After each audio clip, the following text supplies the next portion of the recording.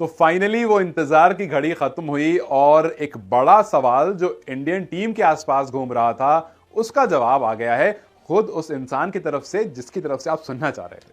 चलिए, ये कोई पहेली बुझाने का टाइम नहीं है। फिलहाल बात सिर्फ इतनी है कि गौतम गंभीर ने अपनी तरफ से यह बात साफ कर दी है कि जी हां, वो टीम इंडिया के कोच बनने के लिए पूरी तरह से तैयार हैं और वो चाहते हैं कि वो इंडिया को कोच करें। अब देखिए, सब सवाल हो रहा था, मतलब हर तरफ से उनसे सवाल पूछे जा रहे थे और वो इग्नोर कर रहे थे। यहां तक कि जय शाह भी उनके पास आते हैं, उनसे बातचीत करते हैं, कोई क्लियर पिक्चर निकल कर नहीं आती है, बस सोर्सेस सोर्सेस सोर्सेस। और इन सब के बीच में एक छोटा सा बच्चा जब गौतम गंभीर से यह सवाल कर देता है, वहां पर गौतम गंभीर को बोलना पड़ जाता है। इनफैक्ट गौतम ये बात खुद कहते हैं कि देखिए, बहुत दिन से मुझसे ये सवाल हो रहा था और मैं इग्नोर कर रहा था, लेकिन अब तुमने पूछ दिया है तो तुम्हें जवाब देना पड़ेगा।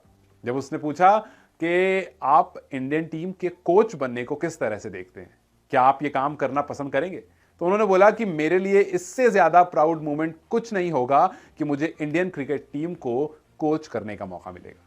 अब बहुत लोग हैं जो बहुत दिन से इंतजार कर रहे थे, खास करके तब से जब आईपीएल खत्म हुआ है, जब से केकेआर की टीम जीती है, जब वो रिज्यूमे जो गौतम गंभीर का है उसमें एक और अचीवमेंट ऐड हो गई है, तब से ये कहना गलत नहीं होगा कि 140 करोड़ भारतीयों का ये मतलब मानना था, उनकी उम्मीद थी, उनकी कहीं ना कहीं ये इच्छा थी कि यार गौतम गंभीर ही ना अब अगले कोच बनते हुए दिख रहे हैं और वही एक सूटेबल इंसान लग रहा है। क्योंकि उनके आसपास और जो नाम थे जैसे वीवीएस लक्ष्मण, उन्होंने मना कर दिया था, रिकी पॉन्टिंग, उन्होंने ही मना कर दिया था और लोग भी कह रहे थे कि नहीं जी, हम वापस से उस कल्चर में नहीं जाना चाहते जहां पर इंटरनेशनल कोचेस हमें कोच करें, जबकि हमारे पास अच्छे कोचेस अवेलेबल हैं। जब नहीं होंगे तब आप जा सकते हो, देख सकते हो, लेकिन बेहतर यह होगा कि हम अभी इंडियन कोचेस के ही इर्द गिर्द घिरे रहें। अब सवाल यह आता है कि व्हाट मेक्स गौतम गंभीर डिफरेंट। अब देखिए, हाल फिलहाल में इरफान पठान का एक छोटी सी क्लिप वायरल हो रही थी जहां पर इरफान ने कहा कि मुझे याद है गैरी क्रिस्टन का टाइम, गैरी क्रिस्टन बहुत अच्छे कोच थे, उन्होंने हमें बहुत अच्छे से कोचिंग की थी, लेकिन उनमें एक दिक्कत क्या थी कि उनका माइंडसेट ना बड़ा ऑस्ट्रेलियन था। अब ऑस्ट्रेलियन माइंडसेट से जब आप इंडियन प्लेयर को कोच करते हो तो आपका मतलब जो लेवल है ना वो दोनों अलग है। इंडिया में इमोशंस और बहुत सारी चीजें जो बहुत ज्यादा है और वैसे ही हम पले बड़े हैं, लेकिन ऑस्ट्रेलिया में शायद ऐसा नहीं है और उस स्ट्रिक्ट मेंटालिटी को उनको इंडिया में लाना था, इंडियन प्लेयर्स के अंदर डालना था, तो शायद उस प्रोसेस में कहीं ना कहीं वो खो गए। उन्होंने बोला इरफान पठान ने कि वो सब काम सही करते थे, इनफैक्ट उनका विजन बहुत अच्छा था, लेकिन जो एग्जीक्यूशन होता है ना, क्योंकि आप एक ऑस्ट्रेलियन को ट्रेन नहीं कर रहे हो, आप एक इंडियन को ट्रेन कर रहे हो, तो वो जो एक बैरियर आता है ना, उस बैरियर की वजह से शायद वो उतने अच्छे कोच, मतलब उतनी अच्छी कोचिंग नहीं दे पाए। कोच तो वो बहुत अच्छे थे, लेकिन शायद वो उतनी अच्छी कोचिंग नहीं दे पाए। अब यही सारी बात गौतम गंभीर पर आती है कि गौतम गंभीर स्ट्रिक्ट भी हैं। गौतम गंभीर की बात मानो एकदम पत्थर की लकीर होती है कि भैया जो कह दिया उसी तरह से हिसाब किताब चलने वाला है और वो अपने नियम कायदे कानून को लेकर के बहुत स्ट्रिक्ट है। और उनके अंदर एक सेलिब्रिटी कल्चर नहीं है, जिसके बारे में इरफान पठान बात कर रहे थे कि इंडिया में एक प्रॉब्लम यह भी हो जाती है कि सेलिब्रिटी कल्चर शुरू हो गया है। अब अगर आप 11 खिलाड़ी देखेंगे तो 2-3 खिलाड़ी जिन पर camera through out the time रहता है, वरना बाकी 11 के बारे में उतनी ज्यादा बातचीत नहीं होती है। तो वो वाला कल्चर गैरी क्रिस्टन खत्म कर रहे थे, लेकिन नहीं हो पाया। लेकिन वो गौतम गंभीर, लोगों को इंतजार था कि कब आएंगे और कब खत्म होगा।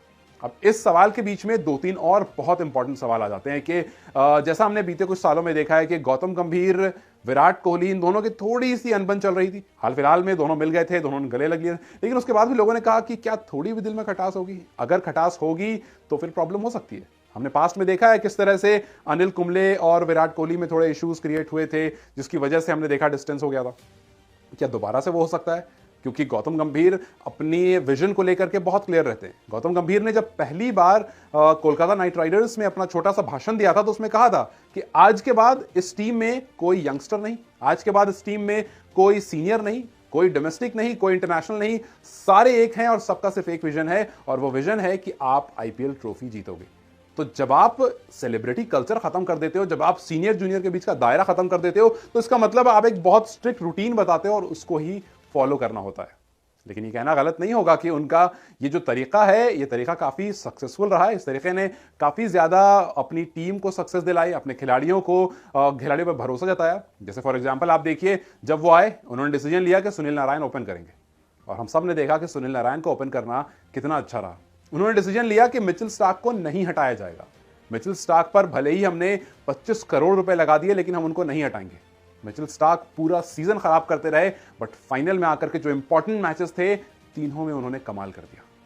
तो अगर इस तरह का आप डिसीजन लोगे और आपके पास स्टार्क जैसा गेंदबाज है जो जिसको हम जानते हैं, लेकिन उस हर मैच में 10-12 की इकोनॉमी से रन कंसीड कर रहा है और फिर फाइनल में जब दो बड़े मैचेस आते हैं तो उन दोनों में कमाल कर देता है, तो फिर आप कहते हो कि जी 25 वसूल हो गए पूरे पूरे। फिर उसके बाद जेसन रॉय को रिप्लेस करके फिल सॉल्ट आए, फिल सॉल्ट को ऊपर उन्होंने पूरा भरोसा जताया, फिल सॉल्ट और नारायण ने ओपन करा और फिल सॉल्ट और नारायण की ओपनिंग जोड़ी हमने देख ली।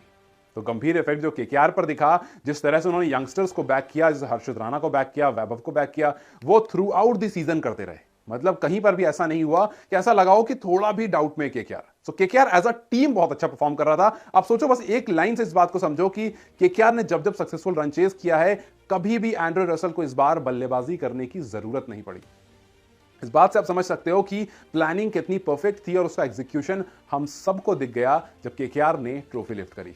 तो अगर आप अपनी टीम में से सेलिब्रिटी कल्चर खत्म कर रहे हो, अगर आप अपनी टीम में सीनियर और जूनियर का जो डिफरेंस है उसको पूरी तरह से खत्म कर रहे हो, अगर आप अपनी टीम को चैंपियन टीम बना सकते हो, तो क्यों नहीं आपका वेलकम हो। और इन्हीं सब सवालों पर अब एक सवाल ये आता है कि क्या गौतम गंभीर के आने के बाद वो खिलाड़ी जो T20 में फिट नहीं बैठते हैं, फिटनेस को लेकर के या किसी भी चीज को लेकर के, क्या उनको हटा दिया जाएगा? क्या जिन पर बहुत सवाल उठते हैं, क्या वो एक नई टीम तैयार कर देंगे? आप जैसे देखो T20 में बहुत सारे आप देखोगे, जैसे स्टीव स्मिथ T20 में यूजुअली आपको नहीं दिखते हैं। पैट कमिंस यहां से बहुत कुछ करके गए हैं। पैट कमिंस ने अपने देश के लिए बहुत कुछ किया, बतौर कप्तान बहुत कुछ किया, लेकिन T20 में कैप्टन नहीं है पैट कमिंस। तो ऐसे कुछ डिसीजंस हम देखते हैं कि ऑस्ट्रेलियन क्रिकेट काफी बोल्डली लेता है और उनको सक्सेस भी मिलती है, लेकिन कहीं ना कहीं वो डिसीजन इंडियन क्रिकेट में नहीं आ पाता है। कहीं ना कहीं वो फेवरिज्म कहें, सेलिब्रिटी कल्चर कहें, उस वजह से हम वो टीम शायद तैयार नहीं कर पाते हैं काफी बार और रिजल्ट थोड़ा सा अलग हो जाता है। लेकिन जाते जाते मेरा यही सवाल आपसे कि क्या आपको लगता है कि गौतम गंभीर के आने के बाद ये कुछ स्ट्रिक्ट फैसले लिए जाएंगे जिसके बाद क्या टीम इंडिया चैंपियन बन पाई? क्या टीम इंडिया ऐसी उभर कर आएगी जैसे हमने कभी नहीं देखा? और क्या वो जो सेलिब्रिटी कल्चर है जहां पर 2-3 स्टार्स हैं, बाकी सारे इंडियन क्रिकेट की टीम के प्लेयर हैं, वो खत्म हो जाएगा? क्या वाकई इसकी जरूरत है या फिर गौतम गंभीर के आने से कोई खास फर्क पड़ेगा नहीं और गौतम बीइंग गौतम, अगर उनकी बात नहीं चली तो वो छोड़कर भी जा सकते हैं भाई? तो खैर, क्या आपको लगता है कि गौतम गंभीर के आने से टीम इंडिया बदल जाएगी और वाकई टीम इंडिया को गौतम गंभीर की जरूरत है? Do let me know in the comment section.